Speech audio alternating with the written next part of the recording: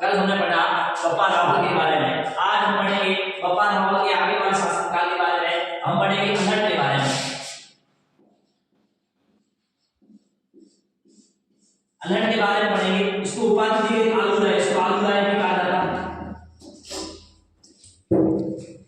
अब अल्हड़ के पिता का नाम था भरतभट्ट, भरतभट्ट सेकंड, यानी इसके पिताजी का नाम क्या था? तो भरतभट्ट सेकंड। इसको आलूराय उपाधि किसने दी? तो भाटो ने दी। इसको भाटो ने उपाधि दी थी आलूराय। अब आलूराय के शासनकाल में दो इंपॉर्टेंट बातें आती है। इसने दो मंदिरों का निर्माण किया, एक तो किया वराह मंदिर, एक किया था इसने अंबाजी मंदिर। अब वराह मंदिर का निर्माण इसने किया आहड़ में, आहड़ का उदयपुर में, और एक इसने अंबाजी का मंदिर किया था वो भी जगत में, जगत का उदयपुर। यानी कि मेवाड़ी शासक अल्हड़ ने दो मंदिरों का निर्माण किया। दो मंदिर कौन कौन से? एक आहड़ मंदिर का निर्माण कहां किया? तो उदयपुर में किया। एक मंदिर जगत वराह मंदिर का निर्माण किसने किया? वराह मंदिर का निर्माण अल्हड़ ने किया था आहड़ में, उदयपुर में। और इन्होंने एक मंदिर अंबाजी मंदिर का कहां निर्माण किया? जगत का उदयपुर में। वराह मंदिर तो एक चौहान शासकों ने किया था, इसको अरुणराज ने किया। चौहान में अरुणराज ने किया, जो किया पुष्कर में, यानी चौहान शासक अरुणराज ने भी वराह मंदिर का निर्माण किया था, जो पुष्कर के अंदर किया था। पुष्कर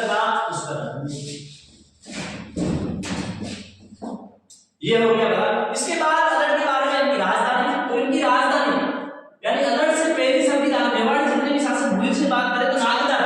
अल्हड़ ने अपनी राजधानी बनाई आहड़। आहड़ क्यों? क्योंकि आहड़ एक व्यापारिक केंद्र, आहड़ एक कैसा केंद्र? व्यापारिक। ये बात। अब हरा देवी से इन्होंने शादी की। गुणराज की राजकुमारी, गुण राजकुमारी हरा देवी से इन्होंने विवाह किया। गुण कौन से? गुण और कुषाण शक जो थे वो वाले गुण, उन से इन्होंने शादी की थी अल्हड़। ये हो गया अल्हड़ के बारे में। मेवाड़ी शासक अल्हड़ के बारे में यही। इसके पिताजी का नाम भरतभट्ट सेकंड, इन्होंने दो मंदिरों का निर्माण किया था, वराह मंदिर, अंबाजी मंदिर। फिर इसकी राजधानी इसको आलूराय की उपाधि किसने दी? तो भाटो ने दी। ये हो गया अल्हड़ के बारे में। पढ़ते हैं रण सिंह के बारे में।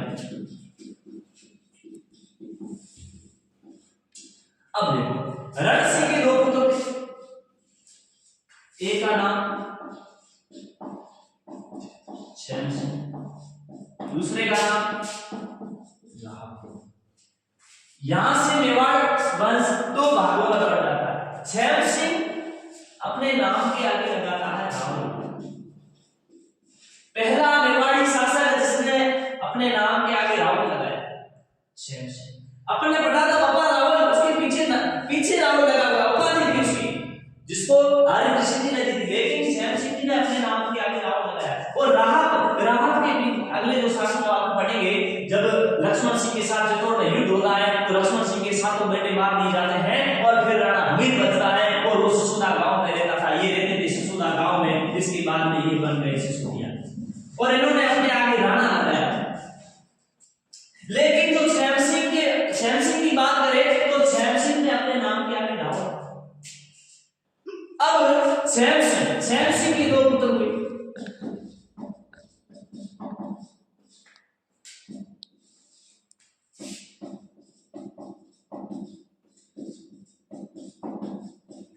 सामंत सिंह,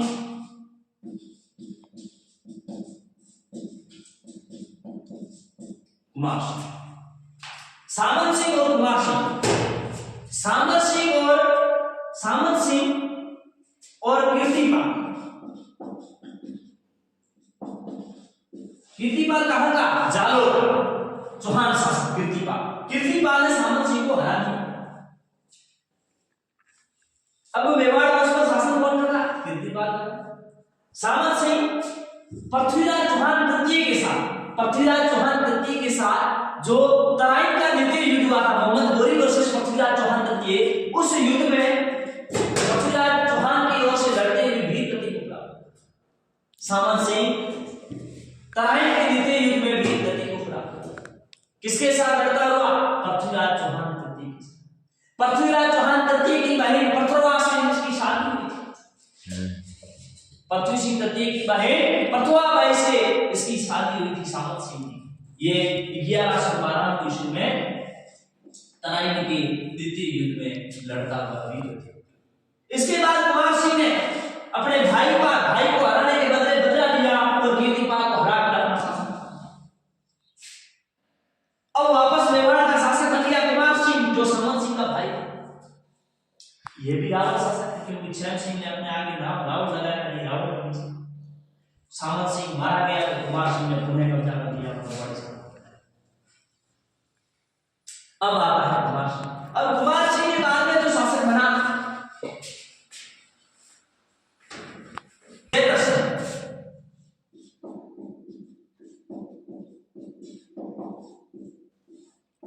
जिसने 1213 से 1253 ईस्वी तक शासन किया। जयतर सिंह पहला मेवाड़ी शासक जिसने चित्तौड़ को अपनी राजधानी।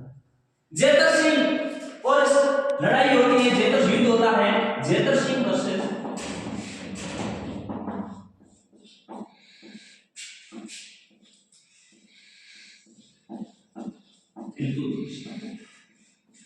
इनके बीच युद्ध होता है। युद्ध कौन सा? भूताला का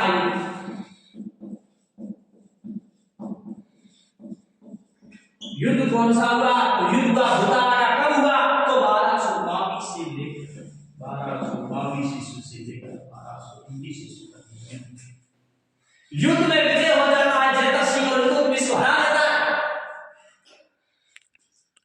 विजय तो जयतर सिंह हो गया, इल्तुतमिश की हार। अब जीता तो जयतर सिंह, लेकिन क्या हुआ? इल्तुतमिश हारा तो सही, लेकिन जाते जाते इसने नागदा में आग लगा दी। नागदा में आग लगा दी। आग लगाने पर जयतर सिंह ने अपनी राजधानी चित्तौड़ गढ़ तो चित्तौड़ बाकी से तो चित्तौड़गढ़ को राजधानी बनाने वाला पहला मेवाड़ी शासक की बात रहे तो जयतर सिंह। यानी इससे पहले नागदा से पीछे आहड़ बनाई थी, वो अलग ने बनाई थी, जो व्यापारी कहना था। फिर वापस नागदा आई। नागदा के बाद में चित्तौड़गढ़, जो कुमार सिंह ने नागदा बना दी थी, और फिर जयतर सिंह ने चित्तौड़गढ़ बना दी थी। क्यों? क्योंकि इल्तुतमिश ने जाते हुए नागदा पर आग लगा दी।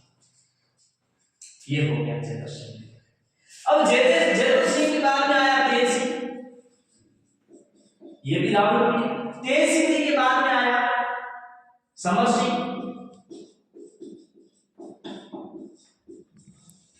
ये दोनों शासक बने।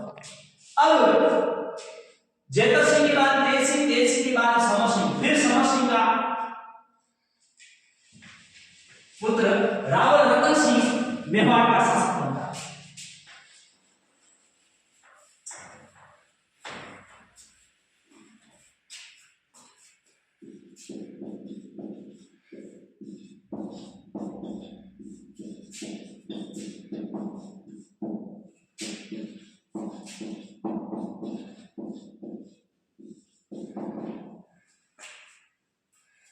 रावण रतन सिंह मेवाड़ी शासक बना, और रावण रतन सिंह का एक भाई था जिसका नाम था कुंभकर्ण।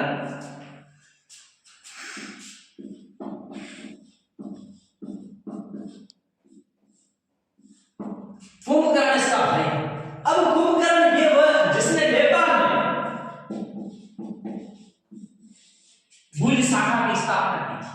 नेपाल के अंदर गुल शाखा की स्थापना करने वाला शासक कौन था? कुंभकर्ण था। किसका भाई था? रावण रतन सिंह का भाई, समर सिंह का पुत्र, जिसने नेपाल के अंदर गुल शाखा की स्थापना की। अब रावण रतन सिंह के बारे में एक तोता जिसका नाम था हीरा। इसकी जानकारी हम कहां से लेते हैं? पद्मावत ग्रंथ से लेते हैं। पद्मावत ग्रंथ की स्थापना कब हुई? किसने की? तो 1540 ईस्वी में मलिक मोहम्मद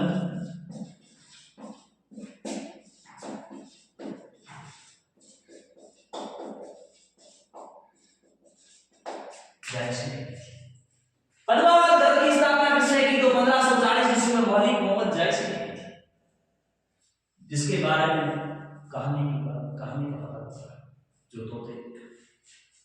एक दिन क्या हुआ, हीरामन तोता जो पत्नी का तोता किसी ब्राह्मण के साथ चित्तौड़ आ जाता है। चित्तौड़ में ब्राह्मण के साथ रावण रतन सिंह के महल में आया और रावण रतन सिंह की पत्नी नागमती पत्नी थी, पहली पत्नी नागमती श्रृंगार करते हुए अपना बखान कर रही थी कि मेरे से सुंदर तो पूरी इस दुनिया में है। तो तेरी सुनी,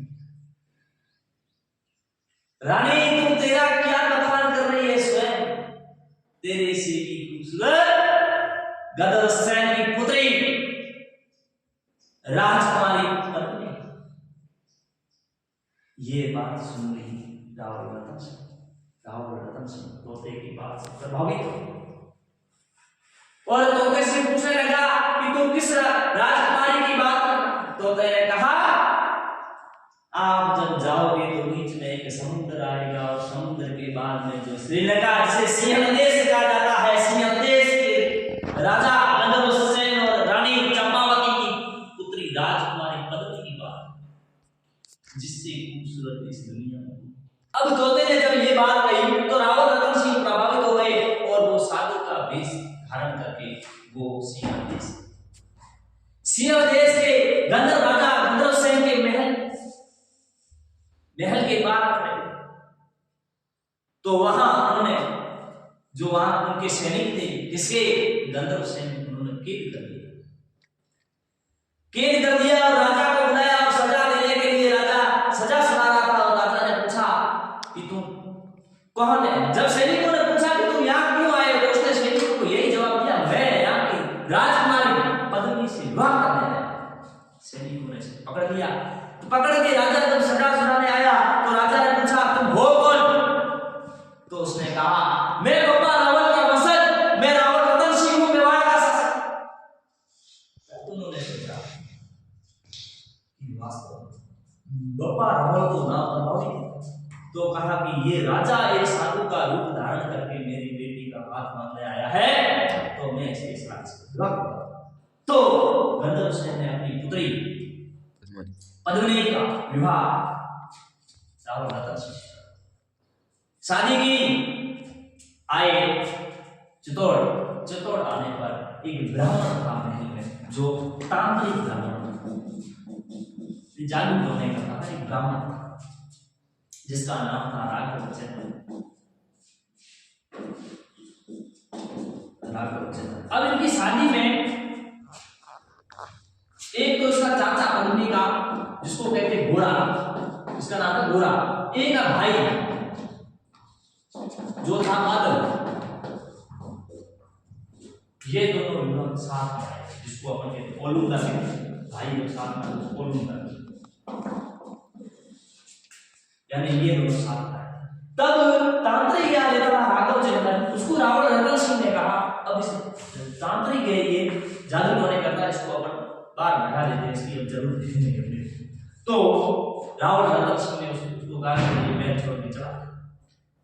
पद्मिनी को पता था। पद्मिनी ने कहा, एक साधु को, एक ब्राह्मण को बाहर भेजना अपमानजनक होता है। तब उसने अपना जो कंगन था वो पहन लिया, मेरा कंगन मैं तेरे को भेंट कर। ब्राह्मण ने कंगन देते वक्त रानी पद्मिनी का रूप देखा। अब वो बदला ले रहा था, रावण रतन सिंह ने मेरे को महल से बाहर कर दिया, रावण रतन सिंह मैं इसका बदला लूंगा और जाके एक से बात करूंगा, एक और अलाउद्दीन की।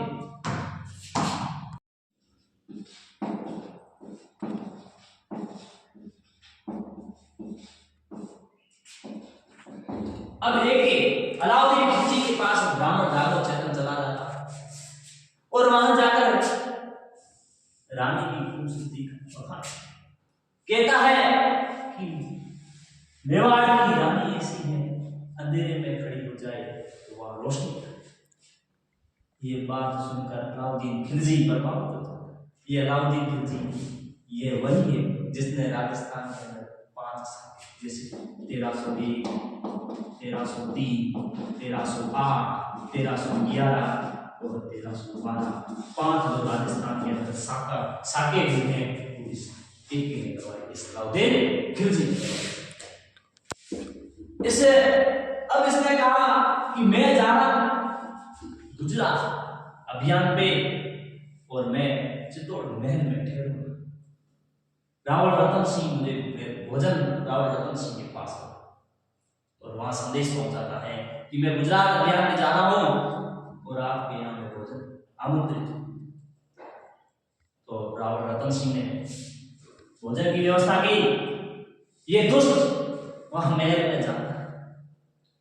रानी का महल एक समुद्र में बना हुआ और अलाउद्दीन का। अब दोनों की जो महल की खिड़कियां थी वो आग से थी। राजा भी रानी को देखते, रानी उधर से राजा को देखते। तब एक ही और अलाउद्दीन कहानी में ऐसा बताया गया है, हालांकि ऐतिहासिक कहानी नहीं है, कईयों ने बताया, वो भी अपन पढ़ेंगे किस किस ने इसको ऐतिहासिक माना है, किस किस ने काल्पनिक माना है, वो भी पढ़ेंगे। लेकिन शतरंज जब खेल रहे थे और रानी जब खिड़की से देख रही थी तो दर्पण उस दर्पण में रानी का फेस देखा तो अलाउद्दीन बेहोश हो गया। पानी डाला तो होश आया। रावण रतन सिंह ने कहा कि सोचना भी मत, तू रानी के महल तक नहीं पहुंच सकता। अलाउद्दीन खिलजी चलने लगा और रावण रतन सिंह द्वार पर छोड़ने गया तो उसने रावण रतन सिंह का अपहरण कर लिया और लेके गया दिल्ली। रावण रतन सिंह को लेकर चला गया दिल्ली। वहां जाके उसने पत्र लिखा मेवाड़ में पद्मिनी को कि आप पद्मिनी मेरे पास आ जाए, मैं रावण रतन सिंह को छोड़ दूं। एक पत्र आया, 2 पत्र आया, तीसरा पत्र आया, तब बादल ने उस पत्र में लिखा कि मेरे साथ में एक मैं हूं 1599 और राजकुमारी। जब वो पालकी में रानी जाती है तो उसके साथ वो भी साथ में जाती है, तो तेरे और सैनिकों को मिलाकर 1599 और तैयार। मैं तो तेरे से शादी करूंगी 1599 और शादी। ये बादल है और पहुंच गया। तब वो खुश हो गया और अपने सैनिकों को कहा कि तैयार हो जाओ, मतलब मेरे अलावा 1599 और आपकी भी शादी होगी। इधर रवाना हुए। अब एक पालकी को पकड़ने वाले 4 होते हैं, तो उसकी एक अंदर है 5, एक पालकी के अंदर, एक पालकी के अंदर 5, कुल 1600 पालकी। 1600 × 5 करें तो 8000, लगभग 8000 ये निकले चित्तौड़ से और उधर अलाउद्दीन खिलजी अपनी शादी की तैयारी कर रहा था। ये जब दिल्ली पहुंचे, रावण रतन सिंह को पता चला कि पद्मिनी। रावण रतन सिंह आग बबूल हो गया गुस्से से, कहा कि हमारी सारी इज्जत मिट्टी में, ये रानी क्यों?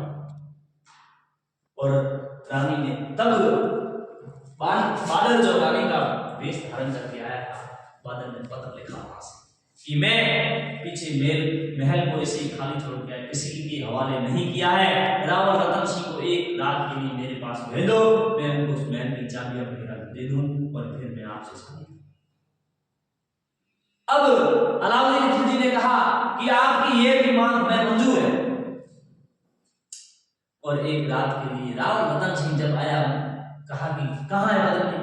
तो पर्दे के बाल सिंह ने पर्दा दिया, निकला बादल बाहर, उस वेशभूषा पता नहीं चला। बादल ने अपना अंदर हटाया, बादल तो नहीं आया।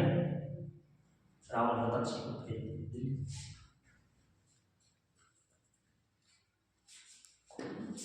26 अगस्त 1303 ईस्वी में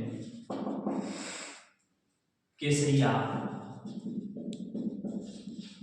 रावण रतन सिंह, गोरा और बादल के नेतृत्व में केसरिया होता 26 अगस्त 1303 को, और रानी पद्मिनी के साथ 1600 रानियों के साथ रानी जोहर करती है। ये राजस्थान का ऐतिहासिक साका कहलाता है, राजस्थान का सबसे बड़ा साका कहलाता है। अर्थात ये 1600 राजकुमारियों में रानियों ने मिलकर जोहर की और केसरिया धारण किया। रावण रतन सिंह ने गोरा को वादन अलाउद्दीन खिलजी वापस घर पहुंचा तो वह कुछ नहीं मिला, रानी के कपड़े। अब ये जो बात, ये जो घटना है सो सत्य बताया डॉक्टर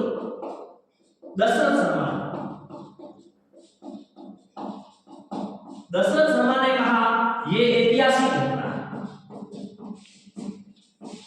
ऐतिहासिक बताया, ऐतिहासिक यानी सत्य बताया कि ये कहानी सत्य है। लेकिन डॉक्टर गौरी शंकर हीराचंद ओझा ने इसको काल्पनिक बनाया, कहा ये कहानी सत्य नहीं। ये हमने पढ़ा मेवाड़ की आन बान शान के बारे में जो बदली थी। अब हम आगे बढ़ेंगे। यहां जब ये रावण समाप्त हो जाते हैं, क्योंकि केसरिया धारण कर लिया। अब ऊपर बढ़ेंगे लक्ष्मण सिंह के बारे में। लक्ष्मण सिंह जो राहब के समस्त था, अपने छेम सिंह और राहब के बारे में पढ़ रहे थे। तो छेम सिंह था रावल और वो राहब ससुरा गांव में रहते थे। अब राहब के मसद में चल रहा लक्ष्मण सिंह की चित्तौड़ में युद्ध होता है और वो साथ अपने पुत्रों के साथ उसकी मृत्यु होती है। उसका एक पुत्र था अली सिंह, जिसने की थी शादी। अब उस अली सिंह का पुत्र राणा हमीर था और राणा हमीर पुनः मेवाड़ का शासक बनता है और मेवाड़ वंश की नींव रखता है। अब आगे हम पढ़ेंगे मेवाड़ के शासक राणा हमीर के बारे में। धन्यवाद, आज के लिए इतना ही और कल की क्लास में हम पढ़ेंगे राणा